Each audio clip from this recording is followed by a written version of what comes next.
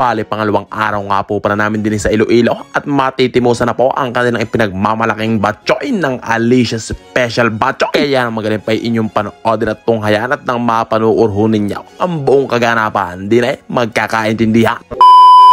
Giyar na yung araw sa kawalan nyo. Pangalawang araw na nga po pala ho namin din sa Iloilo. Ay alam naman ninyo, puro kain tayo din mga kapinsan. Titimusan ho natin ang kanilang mga pandinan at pinagmamalaki ho mga masasarap na pagkain. Gaya ho na rin special batchoy ng Alicia. Sa mga followers po natin dyan, nakatikim na ho kayo na rin kung kayo nakapunta na sa Iloilo. Balita ko'y quality raw ho din ng mga kapinsan ay siya maintindihan na ito. Nung maiabot ho sa amin ay talaga naman ko'y natatakam na agar. Ay kita naman ninyong itsura mga kapinsan ay siya pipigang ko muna ho rin ng kalamansi. Tapos lalagyan ko ho ng chili oil. Tunay na magkakaintindihan kung talagang masarap nga bagari mga kapinsan. Ay paano ito mga kapinsan? First bite. Maraming salamat Panginoon. Busog na naman maghapon sila Kapinsan TV. Talaga naman muwala ang aking mga kasamahan din mga kapinsan. At sa paggagala nga po pala namin din mga kapinsan, na pag-alaman ko po na ang kuryente po pala din mga kapinsan ay more power, na napakadalang naman ho sa dyan mawala ng kuryente. Tapos ang kanilang customer service ay 24/7 naglilink. Tapos kung sakali man ho mag-brown out, ay napakabilis naman ho sa dyan tumugon at sumagot sa inyo mga concern. Yung tipong kausap nyo pala sa telepono ay on the way na po ang kanilang mga manggagawa para po ayusin ang kuryente. Garni ho kalupit sa Iloilo. Ay naku, napakaganda ho na rin kung madadala sa Batangas. Napakaganda ng kanilang serbisyo. Napakamura pa ng presyo.